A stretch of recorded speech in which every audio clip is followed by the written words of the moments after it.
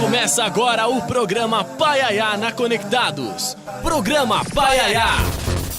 Do sertão, levando cultura e entretenimento para o mundo através da melhor rádio web do Brasil. Programa Paiaiá. Apresentação: Carlos Silvio.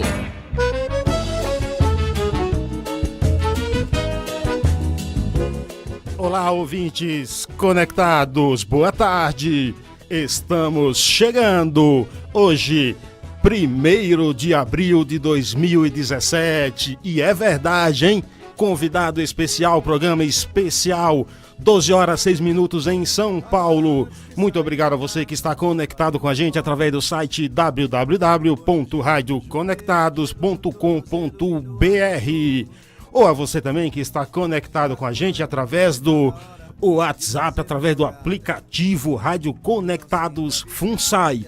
Se você não tem ainda o nosso aplicativo, aproveite aí e instale no seu Android ou iOS, porque, como diz um amigo meu, ele é de grátis, né? Tem também aqui o nosso meio de comunicação entre o ouvinte conectado e a gente, que é o famoso... o WhatsApp. Mande suas mensagens para o WhatsApp da Rádio Conectados. O DDD é 11 94580 2334. Repetindo aí para você não esquecer, o DDD é 11 94580 2334. Vamos começar o programa?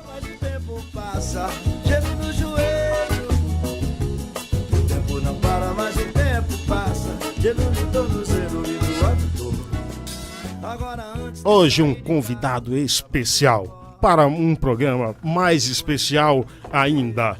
Ele é especialista em medicina esportiva, graduado pela Escola Paulista de Medicina, bacharel em microbiologia pela Universidade de Kansas, nos Estados Unidos, membro honorário da Universidade de Cambridge, na Inglaterra, além de membro do Conselho Editorial Internacional da Revista de Ortopedia Americana, Orthopedic Review, membro titular da Sociedade Brasileira de Ortopedia e Traumatologia, mestre em ortopedia pelo Hospital das Clínicas da Faculdade de Medicina de São Paulo, introdutor e pioneiro da cirurgia de artroscopia no quadril no Brasil, especialista em medicina desportiva pela Escola Paulista, além de alguns e diversos artigos científicos.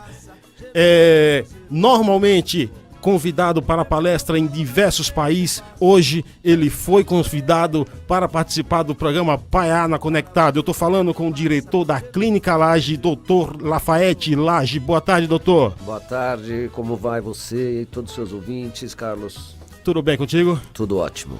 Primeiro, muito obrigado por aceitar o convite e participar com a gente aqui. Imagina, é uma honra eu poder estar aqui e para poder, espero que as pessoas possam aproveitar e podem ligar também, quem tiver dúvida, vamos fazer um bate-papo geral sobre ortopedia em geral. Apesar que eu estou cheio de peças aqui de quadril e joelho, antes de mais nada eu sou médico e depois ortopedista, mas a gente tem que examinar o paciente como um todo. Com certeza. Continua batendo aquele futebolzinho ainda, doutor? Sim, aquela... não é aquelas coisas, mas eu digo, eu ponho meu nome na lista lá e tem que me aceitar. Não jogo bem, mas eu insisto ainda. Algum dia ainda vou... Você é o dono da bola. Eu sou o dono da bola, né, doutor? Toda segunda-feira à noite é sagrado e sábado, sempre que possível, também. Hoje não foi possível porque eu tava fazendo uma cirurgia lá no Einstein, mas normalmente eu jogo bola de sábado de manhã e segunda à noite. Futebol jamais esquecer, né? É uma delícia, é uma delícia. Nossa, aliás, meu pai era ortopedista, né, e nunca gostou de futebol, e meus amigos viravam e mexem. Chegava em casa, machucou aqui, meu pai chegava e falava, para de jogar bola, né? Porque futebol machuca mesmo, né? Se você, principalmente, racha quando você não joga com amigos, né? Exato. E com amigos também. Eu falava, pai, não pode falar isso, pai. Quem joga bola, só quem joga bola que sabe o prazer que é, e, né?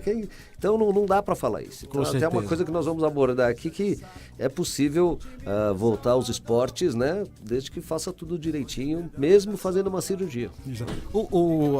A tua vocação para ortopedia vem por influência do teu pai, doutor?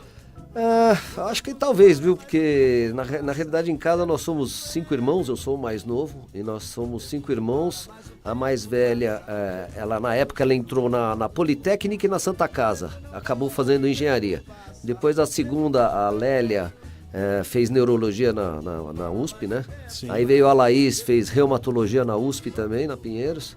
Aí veio meu irmão, acabou fazendo medicina na Santo Amaro, mas depois na Unisa, né? E acabou fazendo residência também no Hospital das Clínicas. Hoje ele é o chefe do Serviço de Ortopedia Pediátrica do Hospital Ipiranga, aqui perto. Aqui do né? lado. E, aliás, estava operando com ele agora há pouco. E aí acabei vindo eu formei na Escola Paulista de Medicina, também fui fazer residência e mestrado no Hospital das Clínicas. E aí eu fiz o meu mestrado em artroscopia do quadril, né? Mas eu acho que o papo em casa era medicina, e mas ele nunca falou faz medicina, mas acho que é por admiração mesmo. Foi uma pessoa que eu nunca vi ninguém falando mal do meu pai, isso eu acho que é um orgulho que eu tenho. Ele já faleceu faz 16 anos, mas uma coisa, era um cirurgião de extrema habilidade, né? Introdutor da prótese da placa de laje, até tem aqui, isso aqui é uma placa de laje que é para fraturas do fêmur, né? Quando a pessoa quebra aqui, isso aqui já é de 1952, e essa aqui é uma prótese de laje. Quando a pessoa quebra o colo do fêmur, se coloca essa pecinha assim, né? E a pessoa rapidamente volta a andar. Então esses dois instrumentos salvaram milhares de vidas, né? E isso em 1952, 1956. Então eu tenho uma admiração muito grande por ele e acabei seguindo o mesmo caminho. E agora meu filho está no 3º ano de medicina, quer ser ortopedista também. Legal. Falta de originalidade aí, mas enfim. Doutor, é possível, por exemplo, para a gente começar aqui, sobre, por exemplo, prótese no quadril. É possível, após uma cirurgia de prótese no quadril, voltar a ter uma atividade física normal? Totalmente, é totalmente possível. A artroplastia, né? A artro quer dizer articulação, plastia, plástica. A artroplastia é uma plástica da articulação total do quadril, é considerada a cirurgia do século, né? Ela é considerada a cirurgia que mais sucesso tem dentro da medicina. E quando ela é bem colocada, quando uma prótese é bem colocada, esses materiais que nós temos hoje, eu trouxe vários aqui, né? Essa aqui é uma prótese de cerâmica, vamos dizer. Então, cerâmica com polietileno, só que não acaba, se for bem colocada, né? O segredo é colocar direito. E também tem a prótese de resurface, que é essa daqui, né? Essa é uma prótese mais difícil de fazer, pouca gente... É uma prótese de metal, né? Essa aqui permite uma vida totalmente normal, sem limitações, né? E se você ver aqui, ó, se a cabeça do fêmur tá gasta, né? A cabeça do fêmur estando gasta, e o que o pessoal faz? Normalmente se corta aqui o colo do fêmur e se coloca uma haste aqui dentro, né? Sim. Coloca uma haste aqui não, aqui eu só descasco a cabeça do fêmur e coloco uma pecinha. Eu acho que tem muita gente que não está tendo acesso às imagens, mas quem está tendo acesso às imagens... Ele está mostrando para a câmera isso aí. Vai entender, né? Vai entender que você tem uma vida totalmente normal, sem limitações, inclusive o retorno à prática de esportes. É uma coisa bastante criticada, os ortopedistas não gostam muito que a gente fale isso, mas é a pura verdade. O grande problema é colocar a prótese direito. Se colocou ela direito... É vida totalmente normal. O que leva esse desgaste no quadril, doutor? São muitas causas. Aí, artrose, o que é artrose? É um desgaste da articulação. Na artrose, especificamente, você pode ter uma malformação congênita, então o quadril saiu meio fora do lugar, não diagnosticaram, o quadril é mais ou menos mal formado, e daí quando chega a pessoa com 20, 30, 40, 50 anos, depende do grau de malformação, ela começa a ter dor. Sim. Porque gasta a articulação. É como se fosse um pneu que está com a cambagem errada, você anda com o pneu com a cambagem errada, ele começa a ficar mais careca de um lado do que do outro. Então, basicamente, a cartilagem, eu comparo ela ao pneu, né? Então, se o pneu começa a gastar, por que ele gasta? Porque ele está com uma inclinação errada. Então, no quadril, assim como em qualquer outra articulação, se você tem um encaixe não bem encaixado, não está perfeito, né? E isso é uma coisa muito séria, porque 25% dos homens e 15% das mulheres não têm o quadril perfeito. E é um problema sério porque quando eles começam a fazer academia, por exemplo, então leg press, spinning, agachamentos, começa com exercícios de repetição e ele não tem um quadril perfeito, ele pode começar a ter dor por causa desse overuse, ou seja, você usou demais a articulação e você pode começar a ter dor, né? Então, essa é a primeira causa. Outra causa da artrose, uma sequela de acidente, por exemplo. Então, a pessoa vai lá, foi atropelada, fraturou o tornozelo, ou quebrou o tornozelo no futebol, né? Aí o médico vai lá, põe os parafusos, tudo. Se a cirurgia não for perfeita, se você tiver qualquer degrauzinho que fique na superfície articular, né, na cartilagem, porque a cartilagem é uma substância branquinha, né, bem lisinha, que a gente vê quando vai comer o frango, você vê lá, normalmente frango não tem artrose, porque o frango é tudo abatido novinho. Sim. A cartilagem tá branquinha. Se você, na hora que você faz a cirurgia e a cartilagem não ficar bem alinhadinha, se tiver um pequeno desalinhamento de 1 milímetro, isso pode levar a artrose depois. Então, muitas vezes, as fraturas, os acidentes são tão graves que a gente até avisa o paciente, fala, olha, isso aqui vai evoluir para uma artrose porque a gente não consegue montar aquelas pecinhas tudo perfeito, muitas vezes não dá para a gente fazer isso. Então essa é uma outra causa. Outra causa, por exemplo, a pessoa tem uma perna menor do que a outra, tem uma perna menor do que a outra, ela não percebe e ela sobrecarrega mais um lado da coluna, por exemplo. Aqui eu tenho uma bacia aqui, né? Quem está podendo ver a imagem. Então, se a pessoa ela tem uma perna menor do que a outra, por exemplo, então, na hora de andar, ela vai forçar mais essas articulações que chamam interapofisárias para um lado. Então, ela tem que ficar com desvio de coluna. Isso aqui, essas patinhas aqui acabam gastando, né? E mais uma sacroiliaca, essa articulação aqui. Então, por exemplo, também é um defeito congênito. E existem causas de artrose que a pessoa adquire por má postura. Por exemplo, criança que os pais deixam a criança sentar e sentar em cima das pernas como se fosse um W, assim, né? Você sentar... É perigoso aquilo ali, doutor? É terrível isso, porque a criança está em crescimento e ela entorta os ossos, né? Então o fêmur, ele vai se entortando, né? E então aqui nós temos um joelho, por exemplo, então o fêmur ele entorta para dentro e a patela fica no mesmo lugar. Então a patela ou a rótula ela fica no mesmo lugar. Depois, quando ela tem 20, 25 anos, 30 anos, começa a gastar mais um lado do que o outro. E dá a tal da condromalácia de patela. Isso é uma das causas da condromalácia da patela. Então, um erro de postura na infância, e os professores nas escolas deveriam saber, infelizmente, postura é uma das principais causas de dor em geral, porque as pessoas sentam errado, não andam direito, sentam errado. Então, essa deformidade que entorta o osso ele sofre uma torção lá na frente, vai causar artrose. Então isso foi uma deformidade da anatomia adquirida por uma má postura, que na fase de crescimento a criança sentou errado, né? Então isso é uma outra causa. Outra causa que pode ser também uma infecção. A pessoa tem lá uma infecção na articulação e a bactéria, como é que a gente suspeita de uma infecção? Por exemplo, você pode ter uma cárie no dente, essa bactéria ela entra pelo sangue e vai parar numa articulação. E a articulação fica quente, dolorida, incha. De imediato, isso daí você não tem que ficar fazendo ressonância. O melhor exame que tem na suspeita de uma infecção é fazer uma punção. Colocar uma agulha, né? Tira o líquido, vê a cor do líquido, se sai pus, tem que fazer uma cirurgia imediatamente. Por quê? A bactéria, ela se reproduz a cada 20 minutos. Então, se você agora tem uma, daqui 20 minutos vai ter duas, daqui 20 minutos vai ter 4, daqui 20 minutos mais 8, 16, 32, é exponencial. Então, essas bactérias que rapidamente elas viram milhões dentro da articulação, elas se alimentam do quê? Da cartilagem. Então, elas comem a cartilagem, destroem a cartilagem, né?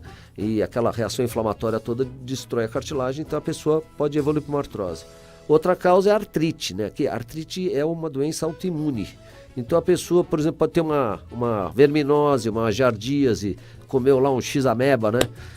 Então é o X-burger que vem com aquele alface que não foi bem lavado, tem uma giardia lambda, tem um bichinho lá, ele tem uma verminose, o organismo fabrica o anticorpo contra aquele verme e aquele anticorpo vai e ataca a articulação. Então, e começa a doer, dá uma artrite. Essa artrite, o corpo fica reagindo, faz um processo inflamatório. Esse processo inflamatório pode destruir a articulação.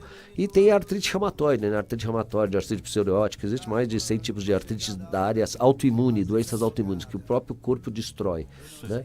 São algumas das causas. Então tem tanta causa que eu acabei até gravando umas aulas que está disponível, disponível no conasaude.com.br, né? As pessoas podem adquirir. Tem lá uma aula que chama Vencendo a Artrose, são 350 slides, são 2 horas e 15 de aula. Tem uma outra também que chama Os Perigos Ocultos da Academia, porque muita gente vai para academia fazer ginástica e no final sai pior do que entrou. E aí começa a vir no consultório. Como eu comecei a atender muita gente que se lesa na academia, eu resolvi preparar essas aulas e eternizar, né, de certo modo, na web.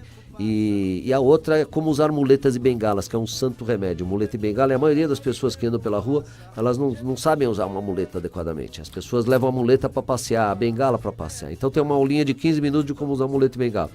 E junto nesse kit vem mais 34 aulas de outros médicos e terapeutas, que eu não me responsabilizo pelo conteúdo, mas as 4 horas de aula minha, modéstia à parte, ficaram muito boas.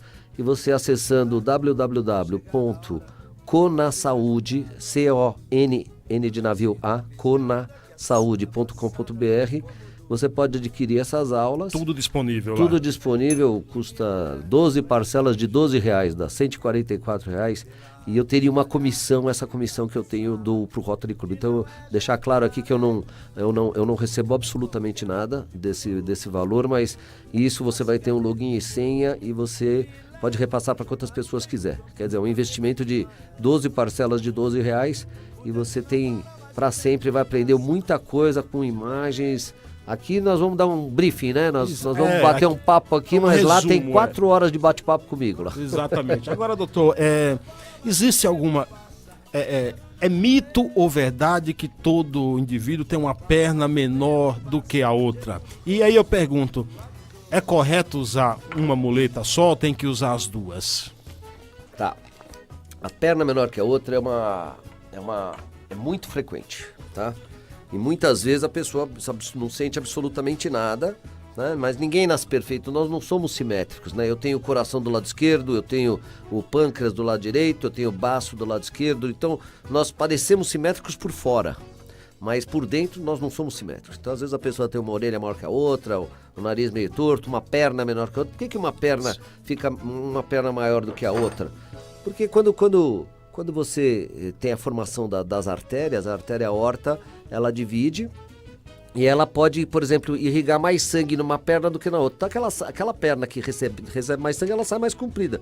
Pode dar um compridinho de meio centímetro, é suficiente às vezes para uma criança ter dor, a tal de dor de crescimento. Muita criança tem dor nas perninhas e vai no pediatra, o pediatra fala, não, isso é dor de crescimento. Muitas vezes você resolve isso só com uma palmilhinha. Você põe uma calcanheira que vende na farmácia, né? Uma calcanheira, e você resolve levantando meio centímetro. E muita gente fica fazendo reiki, shiatsu, faz não sei o que, para dor nas costas, chega lá, na realidade ela está em uma perna menor do que a outra.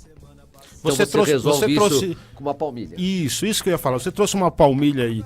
Esse uso complementar de uma palmilha é importante? É importante, veja bem, né? Aqui tá uma palmilha. Eu mesmo uso palmilha, eu tenho o joelho meio torto. Né? Aliás, nessas aulas eu explico tudo isso. Então, quando você tem o joelho meio torto, você usa a palmilha.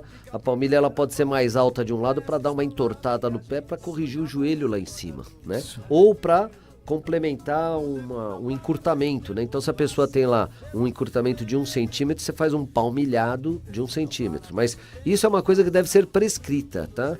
Eu, inclusive, aqui eu tô com uma palmilha da Pé Sem Dor, e eles fazem... Eu acho que a pessoa não deve ir lá direto e fazer uma palmilha. Eles mandam muita mala direta. Eu sou um franqueado da Pé Sem Dor, que é uma palmilha maravilhosa, mas eu acho que tem que ter uma prescrição médica para isso. Sim. Não é simplesmente você ir lá e fazer, eles fazem análise da marcha. Você achar que tá com a perna...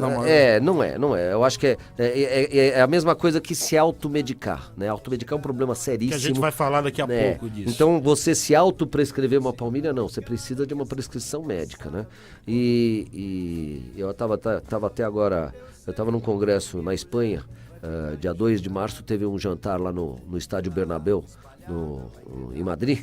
Na noite do jantar, eu sentei na frente de um dos maiores ortopedistas do mundo, assim, chegou a ser indicado para prêmio Nobel, e a gente começou a conversar disso aí. Eu comentei com ele sobre o negócio de uma perna menor que a outra, o que ele achava. Ele falou para mim, eu não tenho a mínima importância se a pessoa tem uma perna menor que a outra, isso não dá problema nenhum.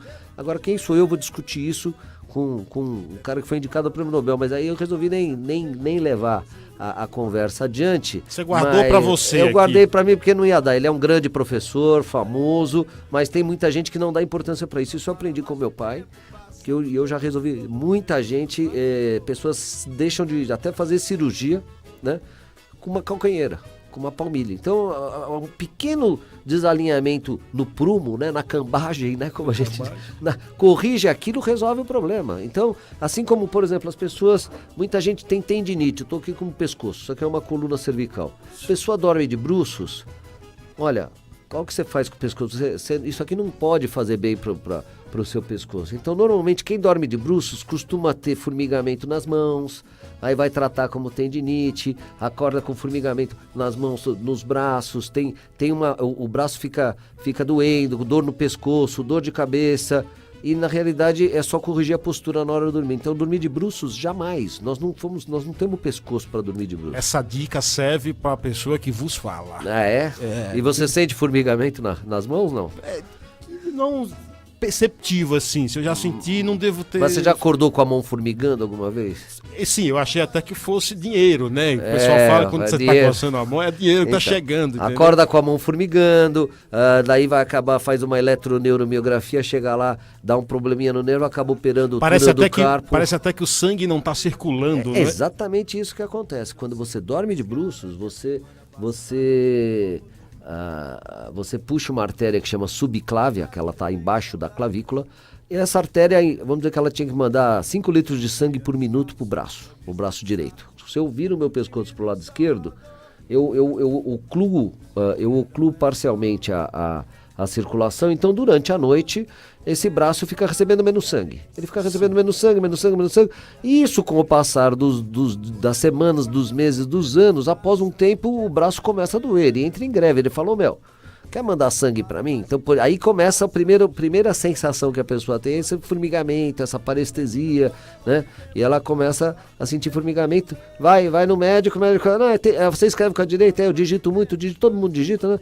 Tendinite, bota gesso, bota... E não é só corrigir a postura. E fazer um exercício super fácil, que é fazer isso aqui, ó. Tô nem aí, nem te ligo, né? A pessoa faz isso 5 vezes por hora, né, que você melhora a circulação do plexo braquial e melhora dessa dor que chama cervicobraquialgia. Então, uma coisa simples de resolver e não precisa tomar remédio. O pessoal fica tomando remédio para circulação, para não sei o que. O problema é mecânico de má postura. Podemos dizer que a forma é tão mais simples de resolver do que falar o nome, né, doutor?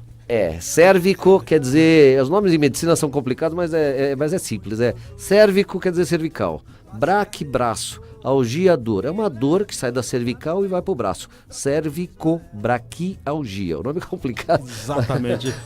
mas é assim que funciona. 12h27 em São Paulo, você está ouvindo aqui o doutor Lafayette Lage, o médico especialista em medicina esportiva e especialista também em prótese do quadril.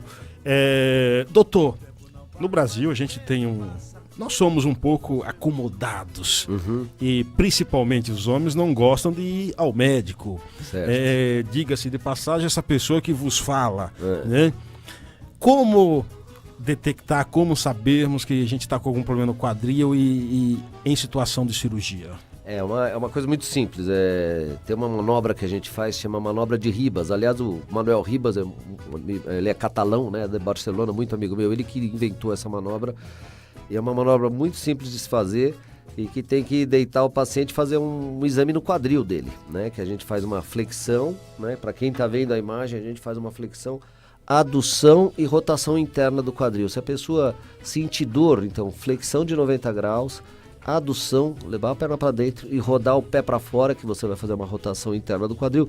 Se a pessoa tiver dor na virilha, isso pode ser um sinal de que ela tem um problema no quadril.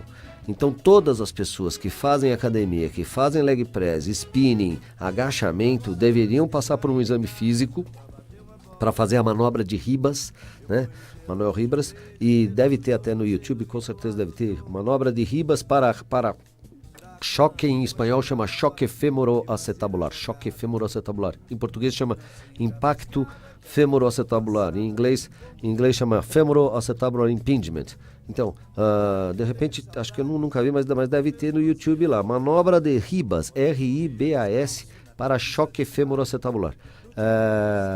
E se a pessoa tiver dor, essa pessoa tem que passar no ortopedista, tem que fazer radiografia da bacia e cuidado com o raio-x. Toda vez que a gente faz raio-x é uma coisa perigosa, faz mal, é radiação. Mulher, principalmente, se vai fazer radiografia, tem que ter certeza que não está grávida. E quando for fazer radiografia, sempre peça para o técnico de raio-x, olha, eu quero um protetor de gônadas. O que é o protetor de gônadas? É uma plaquinha de chumbo que você vai colocar no homem, coloca dentro da cueca, né, para proteger os testículos, que é o órgão reprodutor da gente. Na mulher tem que proteger os ovários. Toma muito cuidado com radiação. Raio-x não é pra ficar tomando assim como o pessoal toma analgésico, eles acham, vamos tirar uma chapa, tirar a chapa. Virou comum, né, falar isso virou aí, muito né? comum e é um perigo. Pra você ter uma ideia, uma radiografia de coluna, que é um osso grosso, uma radiografia de bacia, ela corresponde a 10 radiografias de tórax. O tórax é porque a gente precisa ver ar no tórax, então a gente dá menos penetração de raio-x. No osso não, no osso você dá muita carga de radiação. Entendi. Aliás, está chegando agora, finalmente, após muitos anos que eu estou querendo trazer para o Brasil, já há mais de 10 anos, tem uma máquina chamada EOS, que é uma máquina que, para criança, principalmente com escoliose, toma muita radiografia. Porque criança que tem escoliose, você precisa fazer raio-x a cada 6 meses, às vezes, para acompanhar a curva. E o Laboratório Fleury finalmente vai trazer a primeira máquina chamada EOS. É uma máquina que faz a radiografia do corpo inteiro em 3D. Foi inventada pelos franceses, foi um prêmio Nobel de Física, o Parchak, e ele inventou essa máquina que faz uma radiografia do corpo inteiro em 15 segundos e corresponde a uma radiografia de tórax. Que legal. Então, para segmento, isso é fantástico. Na área de quadril, vai revolucionar, que você tem uma imagem em 3D para você fazer o planejamento de como colocar a peça na bacia, né? Porque um dos grandes problemas de prótese de quadril é a luxação. Se você para colocar essa peça aqui que chama acetábulo, que a gente coloca na bacia, se você coloca o acetábulo mais assim, mais assado e tal, a prótese pode sair do lugar. Então, essa máquina EOS é fantástica. Então, que legal. Tomar cuidado com radiação, cuidado com o exame, vai fazendo raio-x todo gosto, né?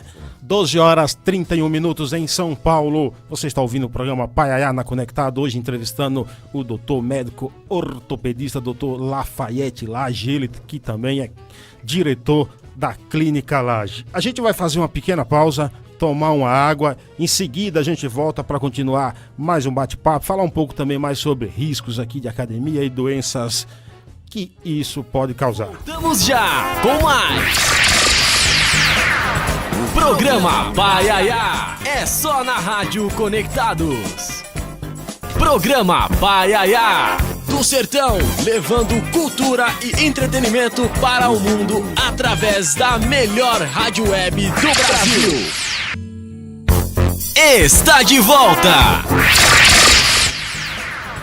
Programa Paiaiá, é só na Rádio Conectados. Sim, voltamos, 12h41, 40 segundos, você está conectado no programa Paiaiá na Conectado. Hoje, entrevistando aqui o especialista em medicina esportiva e premiado pela Universidade de Cambridge, na Inglaterra, Dr. Lafayette Lage, explicando aqui todos os seus processos, né? Você ouviu aí antes com o saudoso, né, Chuck Berry, ele que nos deixou agora dia 18 de março, aos 91 anos. Primeiro você ouviu You Never Can Tell e depois John Bigu. E por último, você ouviu essa bela música de Pixinguinha na voz de Elis Regina. Doutor Lafayette, fale um pouquinho aí dessas músicas, por favor. Muito obrigado aí, eu tinha pedido essas músicas, eu sou fã do Chuck Berry, né? E é um gênio, né? Você tocou aí o You Never Can Tell e também o Johnny B. Good, e tem uma que eu adoro também, tem o Roll Over Beethoven, né? É um gênio da música, infelizmente faleceu, mas com 90 anos, estava para fazer 91. E outro Pixinguinha que eu adoro, sempre toquei, eu toco piano e adoro tocar um carinhoso. É uma música, acho que uma das músicas mais lindas brasileiras, né? Então, obrigado aí, né? Esqueci de colocar aqui na tua apresentação que também você é pianista, né? Eu tocava muito bem, depois eu estudei bateria, tive um conjunto, inclusive. Foi uma judiação, porque aí, hoje em dia eu toco só uma meia dúzia de música, mas eu preciso voltar a estudar, né? São coisas que... Só uma correção que eu queria fazer, você falou que eu sou premiado pela Universidade de Cambridge, não é bem isso, eu sou fellow honorário. Fellow honorário, mas não recebi nenhum prêmio, mas okay. Logo que eu terminei minha residência, né? Eu fui fazer o mestrado e eu descobri esse negócio de artroscopia de quadril. E eu já tinha ido para os Estados Unidos 2 vezes fazer curso de artroscopia de joelho em cadáver, treinava, eu fazia muito joelho. Mas aí eu descobri esse negócio de artroscopia de quadril e escrevi para o Dr. Richard Villar em Cambridge se eu poderia ir lá assistir algumas cirurgias, e ele marcou 10 cirurgias lá. E eu fui para lá e me mudei para lá por um tempo. E foi maravilhoso, voltei, comecei a fazer artroscopia de quadril e hoje em dia se faz demais, né? Uma coisa, a artroscopia de quadril complicou muito, é uma cirurgia maravilhosa. Durante 5, 6 anos eu era o único no Brasil que fazia e o pessoal falava lá, vem o chato do Lafayette falar de artroscopia de quadril, e eu falava nos congressos, isso é importante, isso é importante, isso é importante. Hoje em dia tá assim, a artroscopia é uma excelente cirurgia, mas como qualquer outra cirurgia, ela tem que estar bem indicada. Então, o que a gente pega muitas vezes pacientes que são submetidos à artroscopia do quadril e não melhoram, por quê? Porque ou a cirurgia não foi bem realizada ou ela não foi bem indicada. O processo cirúrgico, doutor. Então, a indicação é tudo. Se você não indica direito, você vai ter mau resultado. O que é indicar direito? Você pegar um quadril que já está com muita artrose, né? E fazer uma artroscopia de quadril não vai resolver o problema, né? Mas enfim, hoje em dia tem muita gente fazendo artroscopia de quadril. Eu acho que isso no mundo inteiro virou uma febre. É uma cirurgia que é feita mais do que se deve, infelizmente, né? Isso acontece. As pessoas, antes disso, deixa eu mandar um abraço aqui, Gleice Fonseca, ela tá mandando aqui, parabéns, doutor Lafayette, pelo excelente profissional que é. Poxa, obrigado. Doutor, é o seguinte, deixa eu te perguntar aqui, as pessoas ainda se preocupam com processo cirúrgico. Acho que a palavra cirurgia assusta um pouco, né? É verdade. A pós-cirurgia, como é que a recuperação é demorado? Como funciona? Como eu falei, primeiro, para uma cirurgia dar certo, ela precisa ser bem indicada. Segundo, o paciente precisa ser muito bem preparado. Então é fundamental que esse paciente faça todos os exames pré-operatórios, inclusive passar no dentista, ver se não tem nenhuma cárie, se não tem nenhuma micose entre os dedos dos pés, por exemplo, precisa tratar, porque isso são portas de entrada que a gente fala, portas de entrada para uma bactéria, né? Ver se não está com uma infecção urinária, então vai fazer cirurgia, sempre que possível, dependendo da cirurgia, tem que fazer uma urina tipo 1, urocultura, antibiograma. Tem gente que tem infecção urinária e não percebe, não sabe, então você não pode ter nenhum tipo de infecção. Você só opera um paciente com infecção na emergência, quando é um acidente, uma fratura exposta, aí não tem uma fratura, aí tem que ir correr os riscos, se cobre da cobertura com antibiótico e pronto. Então, primeira coisa, fazer um bom preparo pré-operatório. Além de, no caso de ortopedia, por exemplo, se vai fazer uma prótese de joelho, isso aqui que eu estou mostrando aí para a câmera, aqui é uma prótese de joelho, a gente tira essas peças aqui, né? Você tem que abrir o joelho inteiro, fazer os cortezinhos e colocar essa peça na tíbia, uma peça no fêmur, né? Se vai fazer, por exemplo, uma prótese de joelho ou uma prótese de quadril, essa pessoa tem que fazer um treino com muletas antes. Treinar, subir escada, descer escada. Então ela fala, eu não posso operar porque eu moro num sobrado. Não tem problema nenhum morar num sobrado. Melhor ainda. Não é. Você pode subir escada e descer escada com a perna operada, né? Tem uma regra que se você operou o joelho direito, então quando você vai subir uma escada, você sobe primeiro o joelho esquerdo levanta e leva o joelho direito. E para descer, primeiro você põe o joelho direito e desce. Então a regra é o seguinte, sobe com o bom e desce com o ruim. Então, essa é a regrinha. Então, precisa treinar, subir e descer a escada, treinar andar de muleta, treinar sair do carro, entrar no carro, sair da cama, entrar na cama, vai tomar banho sentado, preparar o banheiro, colocar barras de segurança no banheiro, porque é muito comum, 90% dos acidentes acontecem no banheiro, a pessoa escorrega ou passa mal, tem um desmaio. O piso não é adequado. Não é adequado, então tem que estar tudo direitinho. Aliás, você deveria depois, eu vou sugerir uma pessoa para você convidar aqui, que é o Coronel Ferraz, ele é o presidente do meu Rotary Club. Opa. Nós somos lá do Rotary Clube São Paulo Barra Funda, a gente faz nossas ações mais na região da Barra Funda e também bastante coisa para a Santa Casa de São Paulo. Aliás, esse dinheiro das vendas das aulas vai para isso, a gente cuida lá ajuda 5 creches e muita coisa a gente faz muito pela importante. Santa Casa de São Paulo, Santa Casa Misericórdia de São Paulo. É para isso que vai dinheiro dessas aulas aí. Mas enfim, pro Rotaract. O Coronel Ferraz, ele tem um programa de prevenção de acidentes espetacular, porque acidentes não acontecem, eles são causados normalmente. Causados por imprudência, causados a pessoa dormiu no volante, então não devia estar dirigindo, está cansado, não pode estar dirigindo. Exatamente. Dorme no volante, bate. Essa semana mesmo atendi um paciente que ele não lembra o que aconteceu, ele acha que teve um mal súbito, ele bateu atrás de um caminhão, daí veio um outro, bateu atrás dele, esmagou as pernas dele, foi uma coisa, aí já está há 6 meses com 2 fixadores externos nas pernas, tudo. Talvez, se ele teve um mal súbito, paciência, né? Isso pode acontecer com qualquer um, mas se ele estava cansado e dormiu no volante, né?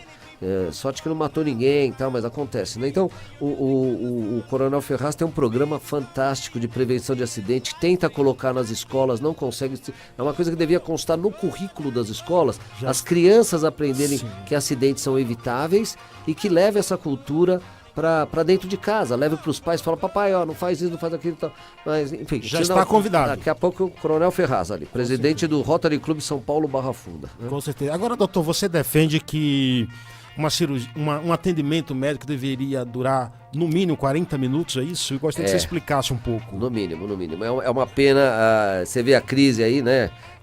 Agora mesmo essa semana o Hospital São Paulo aí não tá podendo atender mais ninguém, é muita gente, falta verba. Eu mesmo estudei na Escola Paulista de Medicina, hoje em dia é Unifesp, mas virava e mexe, o Hospital São Paulo fechava as portas porque não tem dinheiro para atender tanta gente e eu vivi aquilo e trabalhei em serviço público muitos anos, no Hospital Regional Sul, no Complexo Hospitalar do Mandaqui.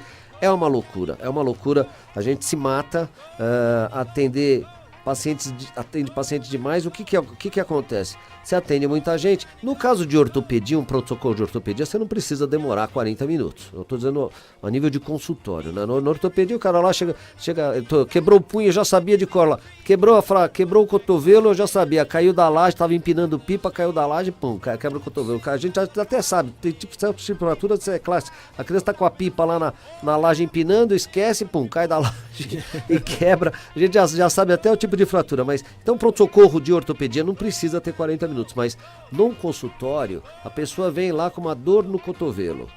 Tem dor no cotovelo que você resolve em 5 minutos, é uma epicondilite, é clássico, acabou, fala, isso aqui é dor, mas essa dor de cotovelo pode ser outra coisa, pode ser que não dormiu direito, que dorme de bruços, é uma dor irradiada, né?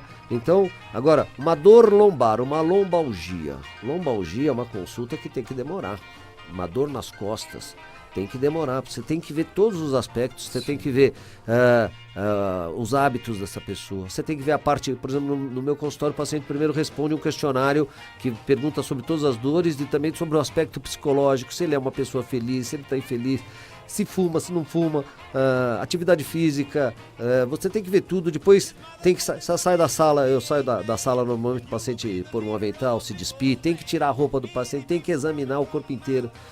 Você pode ter uma perna menor que a outra na causa do dor nas costas, mas você tem que fazer um questionário total dos hábitos dele. De repente ele está com dor nas costas que ele tem mania de... Se você não pergunta, a pessoa não fala, mas você tem que ficar perguntando.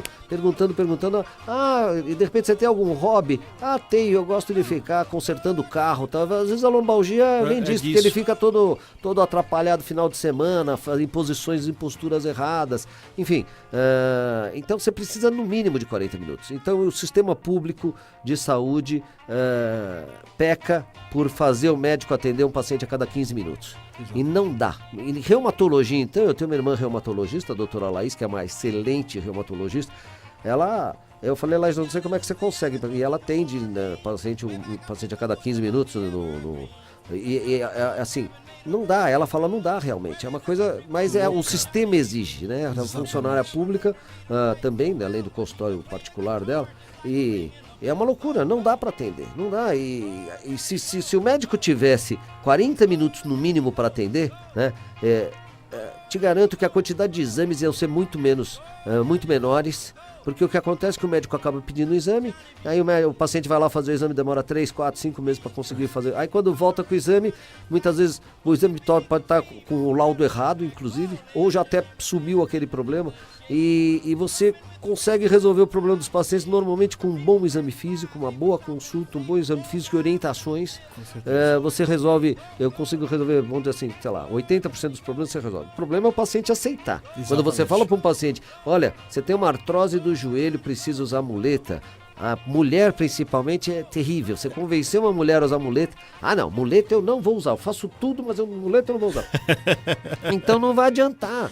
Porque aí você fala assim, não, mas você tá um pouquinho acima do peso. Não, mas olha a minha idade, pô, eu tenho 70 anos. Aí eu pergunto assim, quanto você pesava quando você casou? Ah, doutor, aí não vale. Não vale. Né? O Adib Jatene que falava, o terno dele de casamento servia nele quando era... Então, eu também, eu engordei também, mas quando eu fui pro exército, inclusive no exército eu tinha o meu terninho de tenente, não sei o quê. Eu tinha 70 quilos naquela época, realmente eu engordei, eu tô com 88, tá muita coisa, eu tenho que diminuir. Não é fácil emagrecer, não é fácil. Eu até falo pros pacientes, eu não tenho moral para pedir para você emagrecer, mas eu não tô com esse problema que você tem que emagrecer. Ah, não vai emagrecer, não quer usar muleta. Então não adianta, ó, até logo, tá aqui. Ah, eu tomo remédio, me dou bem. Aí é que vem o grande problema. Isso, exatamente. Automedicação, doutor. Aí é um problema. Ó, essa semana eu atendi um senhor que tem artrose nos 2 quadris de Tatuí, né? E inclusive militar, né? Boa gente, pra chuva, gordinho, há 12 anos tem dor. De repente eu pergunto, a gente tem que perguntar as medicações, cirurgias, antecedentes, alergias, tem que perguntar tudo, antecedentes familiares, como é que tá a vida emocional dele, tem que ver tudo isso, né? Se a pessoa tá feliz, se não tá feliz. Aí, esse paciente toma Tramal, que é um remédio forte, que tem codeína, que é Tramadol, que dá dependência, prende o intestino, há 10 anos, 2 comprimidos por dia. Porque ele não vive sem Tramal. E agora tá de cadeira de roda, não consegue nem andar. Mas não dá para tomar Tramal há 10 anos, né? Isso só é bom, sabe para quem? Para o laboratório e para a farmácia. Exatamente. Entendeu? Outro, que é um paciente também que eu atendi do Rio de Janeiro, toma Oxycontin, 20 miligramas, 2 vezes por dia, ou seja, 40 miligramas de Oxycontin, que é um remédio fortíssimo da dependência química. Assim como a pessoa vicia no crack, a pessoa vicia no analgésico. E eu até mostrei, não sei se você vai poder pôr uma foto aí que eu te mandei. Sim. Eu estava agora, teve o Congresso Americano de Ortopedia de 14 a 18 de março em San Diego, e todo o congresso tem uma campanha. Desse ano a campanha foi o seguinte: analgésicos são fáceis de entrar e difíceis de sair, e tem uma pessoa assim meio nebulosa dentro de um frasco de comprimido. Isso daí tinha outdoor espalhado pela cidade inteira em San Diego, alertando a população para não tomar analgésico assim. E o grande problema, as crianças estão tomando analgésico. Nos Estados Unidos está virando uma epidemia. Atletas amadores também, né? Porque a criança, o que acontece? Aí os pais põem lá, ele joga tênis, joga bem.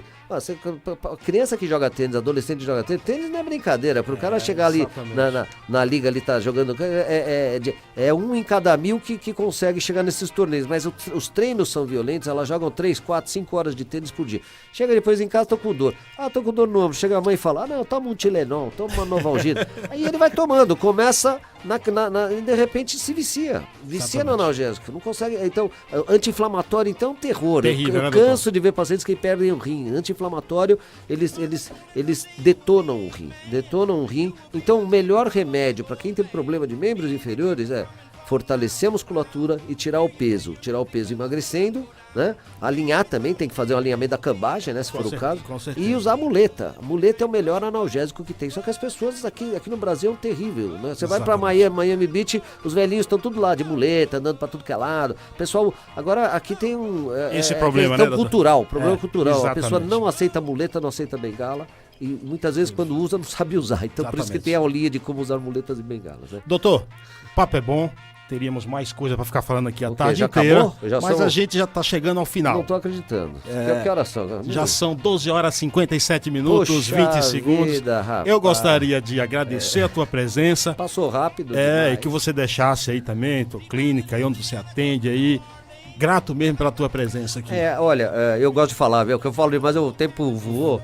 Eu tenho um site que é bastante instrutivo, chama clinicalaje.com.br, laje com G, né? O laje que a criança cai da pipa é com J, né? Laje de alvenaria é com J. Então, clinicalaje.com.br, e lá tem um link. Antigamente eu tinha um programa de televisão, eu era apresentador de programa de televisão, não sei se você sabe. Eu sei, sim. E aí você clica lá em Programa Medicina de Ponta, E lá tem programa de tudo que é jeito, que eu gravei de radiologia, que eu gravei com o Dr. Xavier Stamp, gravei com o Wilson Jacó, que é o de geriatria, tá fantástico esse programa, com a minha irmã, com a Laís. O programa número 1 gravei com a minha mulher, com a doutora Lilian, que eu acho que deve vir em breve aí. Sim, doutora Lilian Stefan, que eu agradeço muito a paciência que ela tem comigo, esse pouco tempo que eu tenho, mas a gente se dedicar. A doutora Lilian Stefan é dermatologista, a irmã dela é endocrinologista, que também deve vir aqui, né? Em breve, a doutora Vivian em Stefan, breve. nós temos consultório junto. E lá tem os programas, tem que assistir o programa da doutora Laís, que é espetacular, sobre fibromialgia, que é a síndrome da fadiga crônica, o programa número 2. Tem com o Richard Markle, tem um programa gravado em inglês, com legendas em português, que inventou uma máquina. A gente podia voltar um outro dia aqui para falar dessas novas tecnologias que criam cartilagem, que tira a dor das pessoas com campo magnético sem remédio. Essa você pode usar à vontade, porque essa não faz mal. Né? Não é droga, é física, é eletricidade. Chama PST, Pulsed Signal Therapy, terapia funcionais. Então meu site tem bastante coisa. Programa Medicina de Ponta tem programa sobre tumores de intestino, transplante de rim, cirurgia plástica, tem até programa sobre hemorroida, pra você ter uma ideia. Tudo lá, tem né? Tudo. Muito obrigado, viu, doutor? Nada, eu que agradeço, Carlos Silva, a oportunidade de estar aqui no Conectados, e você está de parabéns aí pelo seu programa, e muito sucesso a todos, um grande abraço a todos. Hoje é 1º de abril, mas só falamos verdade aqui, viu? Com certeza. Verdades, né? Com certeza. E amanhã tem a reprise, A né? reprise amanhã às 19 horas. É isso aí. Muito obrigado, doutor Lafayette, a todos os ouvintes que estiveram conectados até agora. Não se esqueça que amanhã às 19 horas tem a reprise desse programa.